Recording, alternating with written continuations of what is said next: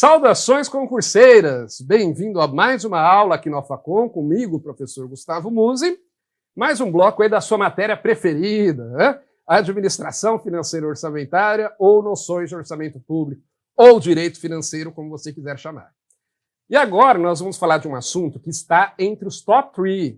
Olha aí, os 3 mais cobrados aí em AFO, que é leis orçamentárias. Esse assunto aqui você precisa ter um bom entendimento, entender bem o que o professor vai falar. Claro, né, nós temos aí o material, que ele está completaço aí para você também, tá certo? Mas aqui nós vamos expor os pontos principais aí mastigadinho para você entender bem a matéria. Nós vamos ver que, na verdade, existem 3 leis orçamentárias, e nós vamos falar nesses próximos blocos sobre elas. Nesse primeiro eu vou apresentar para você essas leis orçamentárias e vou falar da primeira delas, que é o Plano Plurianual. Então vamos lá, acompanhe comigo. Ó. Processo orçamentário. O artigo 165 da Constituição Federal, assim como a Lei de Responsabilidade Fiscal, eles definem que o processo orçamentário no Brasil envolve a elaboração e aprovação de 3 leis distintas. O Plano Plurianual, para os íntimos, o PPA, a Lei de Diretrizes Orçamentárias, vulgo LDO, e a Lei Orçamentária Anual, mais conhecida como LOA. Tá? Normalmente a gente se refere às siglas, né? PPA, LDO e LOA. PPA, Plano Plurianual, LDO, Lei de Diretrizes Orçamentárias, e a LOA, Lei Orçamentária Anual. Vamos ver, nós vamos estudar cada uma delas, ver a função de cada uma separadamente. E é importante entender que existe uma hierarquia entre essas leis. Ó, coloquei lá para você. Ó. Primeiro vem o PPA. O PPA nós vamos ver que ele traz um planejamento do governo para os 4 anos seguintes. Aí depois vem a LDO, que tem que ser aprovada de acordo com o PPA, obedecendo ao PPA. E o objetivo da LDO, principalmente, é fazer um meio de campo, a intermediação entre o PPA lá em cima e a LOA lá embaixo. A LOA é o orçamento de fato. Quando a gente fala só orçamento público, estamos nos referindo justamente à Lei Orçamentária Anual, tá? É ela que tem que obedecer, inclusive, os princípios orçamentários que nós já estudamos. A LOA traz os recursos que o governo vai despender no próximo ano. E a LOA tem que obedecer à LDO, assim como a LDO tem que obedecer ao PPA, tá certo? Então a ideia é você fazer aí uma ligação entre o planejamento, que está no Plano Plurianual, e os recursos que estão na Lei Orçamentária Anual, e entre elas, para fazer o link ali, para dar liga, você tem a LDO. A LDO, né, ela vai, na verdade, fazer essa interligação, visando dar maior efetividade, a gente já vai falar da LDO no próximo bloco, e também para dar uma maior rapidez na discussão do orçamento. Tá? Mas nós poderíamos dizer que as 2 leis substanciais aí do orçamento são o PPA e a LOA. A LDO vai ser uma lei adjetiva, uma lei que vai auxiliar aí, que vai fazer a junção das 2. Aí 2 observações importantes sobre leis orçamentárias. Ó, primeiro, todas as leis, as 3 leis, seguem o mesmo rito de aprovação. Primeiro votação na comissão de orçamento e depois votação no plenário. Eu comentei um pouquinho isso com você quando falamos lá do princípio da legalidade, lembra? Falei para você, olha, a lei orçamentária, primeiro ela é aprovada no orçamento, na comissão de orçamento, que no caso da União é chamada de comissão mista de orçamento, porque tem deputados e senadores, e depois é votada no plenário. Isso vai valer também para o PPA e também para a LDO, tá? A diferença é que, dependendo do caso, dependendo da alçada aí, a própria comissão, na ocasião de alteração do PPA, da LDO e da LOA, pode parar na comissão, nem precisa ir para o plenário. Mas a aprovação mesmo dessas leis vai passar pelas 2 instâncias, comissão de orçamento e depois plenário. Tá? São aprovadas da mesma forma. Assim como também, tá? Cabe ao Poder Executivo apresentar a proposta, tanto do PPA como da LDO, como da LOA. Elas são bem semelhantes. Então, no caso da União, cabe ao presidente apresentar a proposta das 3 leis e ao Congresso aprovar. Continuando, outra observação importante. Ó. Estados, Distrito Federal e municípios devem seguir as mesmas regras gerais estabelecidas na Constituição Federal, mas podem definir datas diferentes para envio das propostas e aprovação. Isso daqui o STF já decidiu. Estados e municípios devem, nas suas constituições estaduais e nas suas leis orgânicas, seguir as mesmas regras gerais estabelecidas na Constituição Federal para o orçamento federal, tá? Só que tem uma certa liberdade aí de estados e municípios para eles escolherem a data em que o Poder Executivo tem que encaminhar a proposta e a data que o Legislativo deve aprovar. Então tome cuidado que, dependendo do concurso aí que você for prestar, Você tem que observar qual que é a esfera. Se for um concurso estadual, dá uma olhadinha na Constituição Estadual e veja lá as datas de encaminhamento da proposta e aprovação das 3 leis. Se for municipal, dá uma olhadinha na lei orgânica do município. Se for federal, eu vou trazer aqui para você quais são os prazos, tanto para a apresentação da proposta como para a aprovação do PPA, LDO e LOA. Continuando, vamos lá. Falar então da primeira lei orçamentária, que é o PPA, o Plano Plurianual. Tá lá. O Plano Plurianual tem validade de 4 anos e ele traça um planejamento de médio prazo para as ações da administração pública.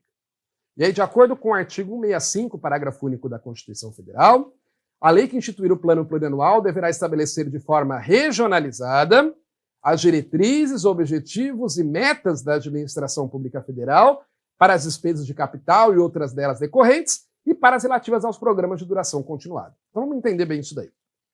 Imagine o PPA como um planejamento estratégico.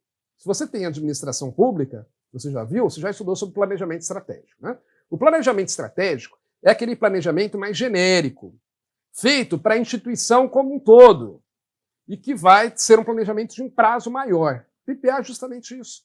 O governo está planejando aquilo que ele pretende realizar nos 4 anos seguintes. O governo pode alterar esse planejamento? Sim, é claro, né?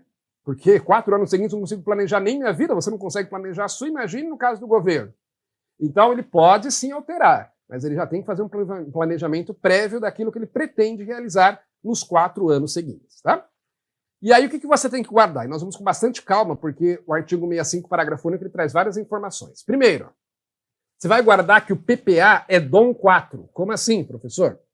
Porque o PPA ele deve trazer as diretrizes, objetivos e metas. DOM são as iniciais dessas 3 palavras.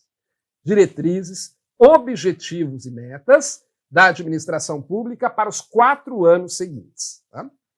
Então, no caso da União, o presidente da República ele encaminha a proposta do PPA com as diretrizes, objetivos e metas para os 4 anos seguintes na esfera federal. Nos estados, o governador faz a mesma coisa, nos municípios, o prefeito faz a mesma coisa. Tá? Diretrizes são aquele norte mais genérico, aquelas orientações mais genéricas. Objetivo já é um pouco mais específico, né? Que o governo pretende realizar concretamente. E a meta é mais específica ainda.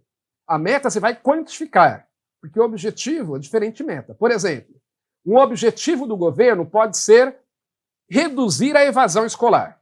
Ok, objetivo importante, mas só isso, sei lá, fica muito genérico, né? Ah, se tiver um aluno a mais na escola, o governo vai dizer, não, reduzir a evasão escolar porque tem um aluno a mais na escola. A ideia não é essa. Então vai se estabelecer um índice. Por exemplo, reduzir em 30% a evasão escolar até a tal idade. Outro objetivo pode ser aumentar o acesso da população ao serviço de saúde. É muito genérico, tem que estabelecer melhor o que o governo quer com isso. Então o governo, por exemplo, diz aumentar o número de leitos nos hospitais em não sei quantos por cento, aumentar o número de consultas realizadas em não sei quantos por cento. Tá? Então a meta ela é o objetivo quantificado, para que eu possa definir o indicador para saber se eu atingi ou não aquele objetivo. E o PPA vai fazer isso, então, para 4 anos, os 4 anos subsequentes. O que mais? O governo vai definir essas diretrizes, objetivos e metas de forma descentralizada. Tá? Então, no caso da União, né, o PPA da União, o PPA federal, ele vai dividir o país em regiões. Não precisa seguir necessariamente aquela divisão, né, do IBGE. Região Sul, Sudeste, Nordeste, Centro-Oeste e Norte. Não. Pode ser qualquer outra divisão, mas tem que encarar o país com as suas peculiaridades, com as suas diferenças. A ideia é essa. Né? O Brasil é um país gigantesco, um país continental, com muitas diferenças, com muitas disparidades. Não dá para tratar da mesma forma uma região que, sei lá do interior do Rio Grande do Sul e outra lá do interior do Amazonas, por exemplo. Né? Ou, sei lá, do capital do Rio Grande do Sul e outra do interior do Amazonas, que tem ali realidades completamente diferentes. Né? Então, o governo, quando estabelece diretrizes, objetivos e metas, ele vai defini-las de acordo com a realidade local em cada região do país. Continuando. Além disso, vamos ler de novo o artigo 165, parágrafo único. Está em negrito aí. A lei que instituir o plano plurianual deverá estabelecer de forma regionalizada as diretrizes, objetivos e metas da administração pública federal para as despesas de capital e outras delas decorrentes e para as relativas aos programas de duração continuada. Então o artigo 65, parágrafo único, ele está falando de 3 tipos de despesas que devem constar no PPA, em relação às quais devem ser estabelecidas diretrizes, objetivos e metas. Despesas de capital, despesas de custeio decorrentes das de capital e despesas de programas de duração continuada. É importante guardar essas expressões, porque elas caem bastante em prova, tá? Mas você vai ver que o que a Constituição está dizendo é algo bastante simples. Vamos lá, vamos parar para entender. O que são despesas de capital? São despesas que o governo tem ou com a criação de um bem novo ou com a compra de um bem já existente. E mais à frente a gente vai chamar isso de investimentos e inversões financeiras. Então o governo, por exemplo, pretende gastar não sei quantos milhões construindo aeroportos. É um investimento, é uma despesa de capital. Pretende gastar não sei quantos milhões construindo escolas. Também uma despesa de capital. Tá? Ou quando o governo compra um imóvel, quando o governo compra veículos, por exemplo, para a frota da polícia, também é despesa de capital. Despesa de capital, então, de uma certa forma, a gente pode dizer que ela vai aumentar o patrimônio líquido do governo, seja pela construção de algo, seja pela compra de algo já existente no mercado. Só que você não pode esquecer que sempre que você adquire algo novo, você constrói algo novo, você vai ter despesa para manter, não é isso? Porque senão o cara fala, meu sonho sempre foi morar numa casa grande. Aí ele vai lá, se sacrifica, constrói a casa, depois que constrói ele fala, ih, não tenho dinheiro para manter, vou ter que vender, né? Ou o cara sempre quis comprar um carrão, um Camaro amarelo, lembra da música, né? Quis comprar lá um Camaro amarelo e aí a hora que comprou percebeu que não vai ter dinheiro para manter o veículo. Então, antes de você fazer um investimento, antes de você comprar um bem, você tem que verificar se você vai ter recursos para mantê-lo. A mesma coisa no caso do governo, por isso que está lá.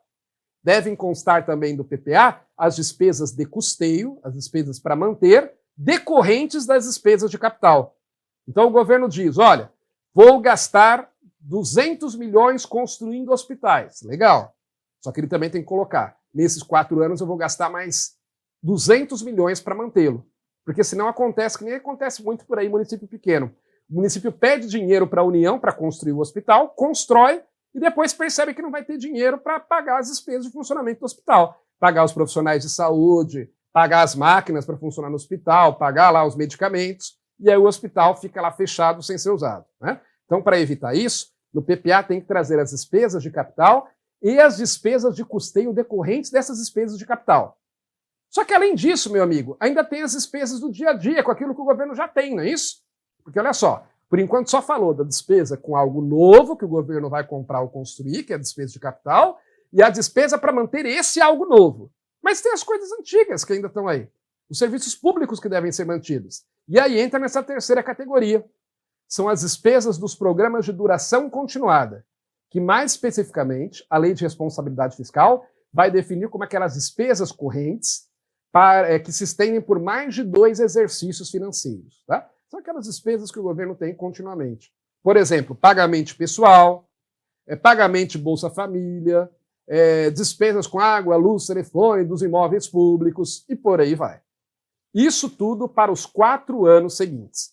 Então, olha só como faz sentido, né? No PPA, o governo vai colocar, nos 4 anos seguintes, o que ele pretende gastar com as coisas que ele já tem, para manter o que ele já tem, as despesas para adquirir ou construir algo novo e as despesas novas com aquilo que vai ser adquirido ou comprado.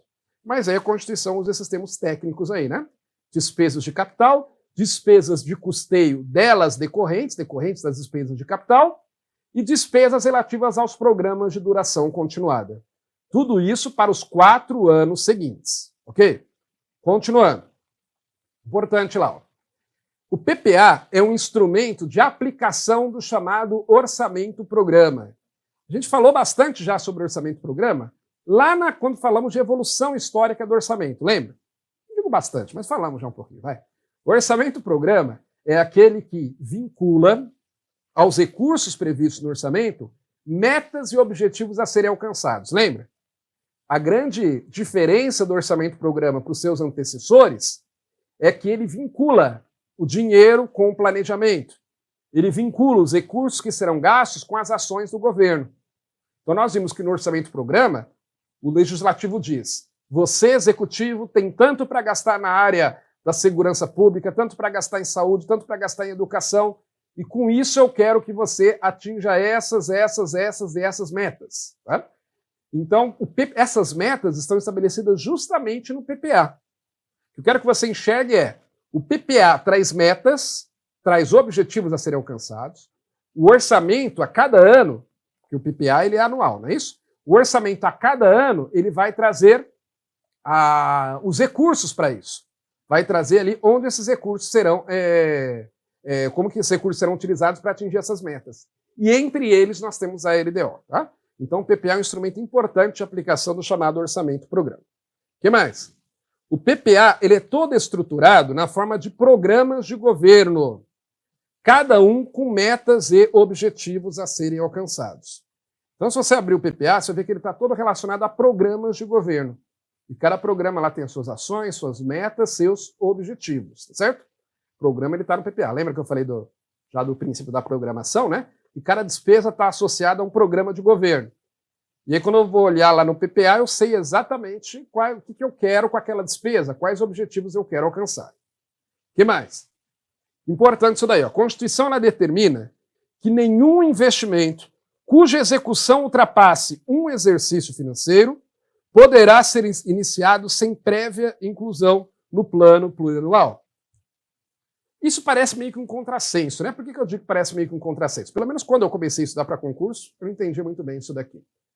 E professor, lá não está dizendo já, a Constituição já não diz que as despesas de capital devem estar no PPA e você não falou que os investimentos são despesas de capital? Sim.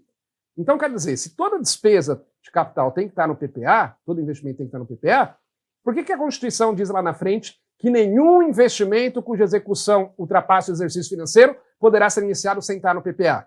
Então ele já deveria estar. É que não é bem assim, tá? Porque existem alguns investimentos de curto prazo que o governo pode fazer sem estar no PPA. Por quê? Porque 4 anos, meu amigo, é muito tempo, concorda comigo? Há 4 anos atrás, você pensava em estar estudando para concurso aqui na UFACOM? Acredito que não, né?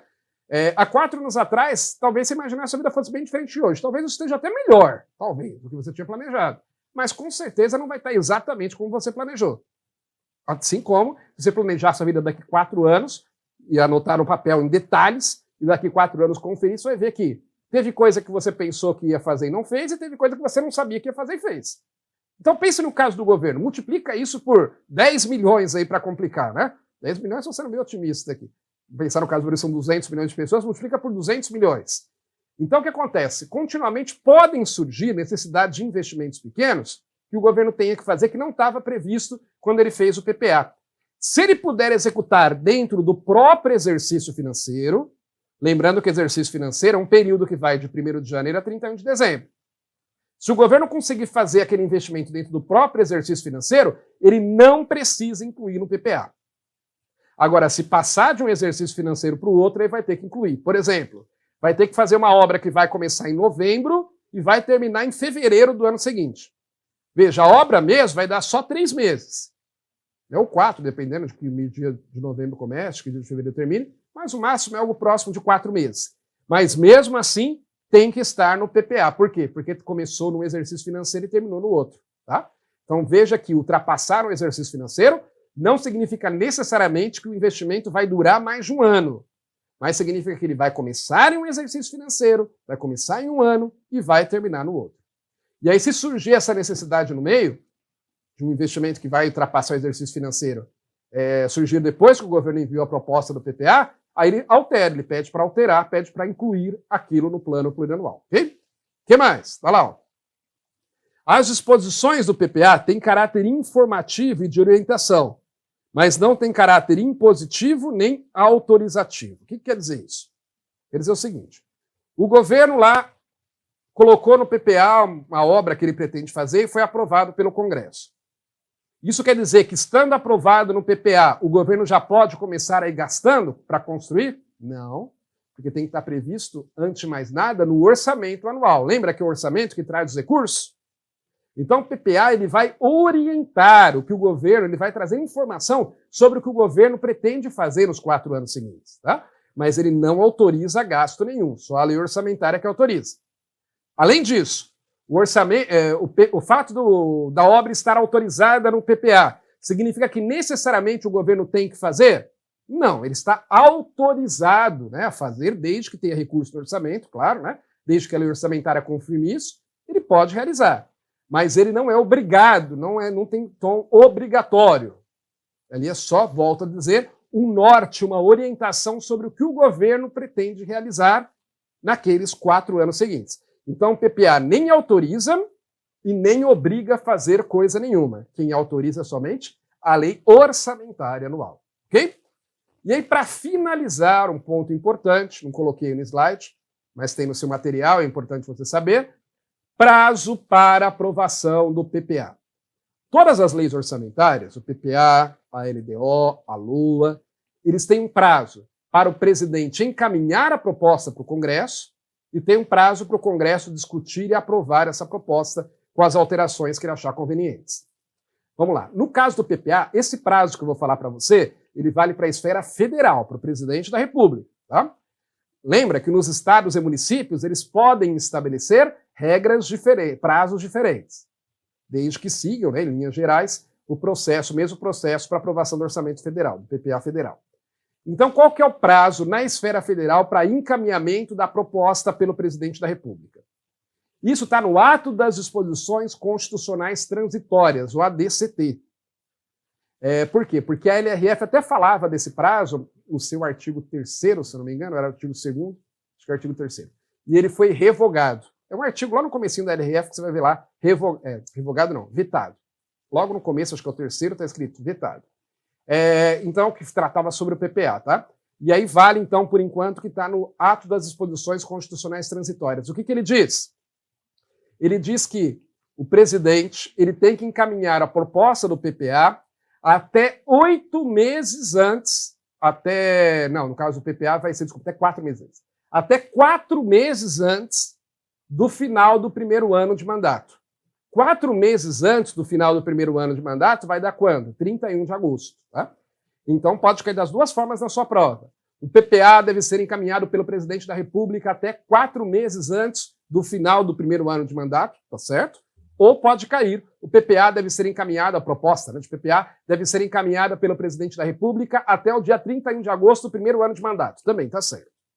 E aí veja, o presidente vai mandar para o Congresso. O Congresso ele tem até o final do primeiro ano de mandato para discutir aquela proposta, alterar e aprovar. Então o presidente encaminha até 31 de agosto, ele vai ter 8 meses depois de eleito para preparar o seu PPA, encaminha para o Congresso tem até o final do ano para discutir, alterar o que ele acha que tem que alterar e aprovar. Tá? E aí o orçamento vai valer o PPA vai valer a partir de quando? A partir do segundo ano de mandato, concorda?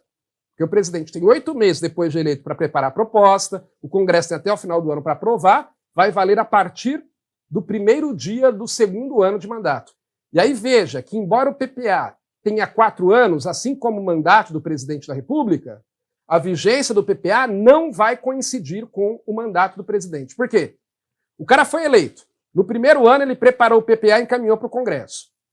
O PPA dele só vai valer a partir do segundo ano de mandato. E como o PPA tem 4 anos, então aquele PPA que ele preparou vai valer durante o segundo, terceiro e quarto ano do mandato dele e vai se estender até o primeiro ano do mandato subsequente.